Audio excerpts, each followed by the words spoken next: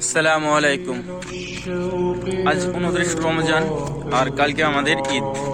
কথার উদ্দেশ্য এটাই যে আমরা যে রমজান মাসে সুন্দরভাবে নামাজ পড়েছি, আল্লাহকে স্মরণ করেছি, আল্লাহর কাছে কাঁদতে পেরেছি, ঠিক আছে। এবার আপনাদেরকে করতে হবে কি, এটা ছিল ট্রেনিং পিরিয়ড। বাকি যতদিন বাঁচবেন আপনারা সুন্দরভাবে জীবনযাপন করবেন। 5 ওয়াক্ত সালাতটা জামাতের সাথে পড়ার চেষ্টা করবেন, দেখবেন আপনাদের মনে শান্তি আসবে। দুনিয়া কিছুই না, দুনিয়াতে থাকতে গেলে দুঃখ, কষ্ট, পেরেশানি সব রকম আসবে। আর দুনিয়ায় থেকে যদি ভয় পেয়ে যান, দুনিয়ার মানে বলছে যে আমি তোমাদেরকে চারিদিক থেকে পরীক্ষা করব, সন্তানের মৃত্যু দিয়ে, টাকা পয়সার কমি দিয়ে, অসুখ কোনো জিনিস কেড়ে নিয়ে।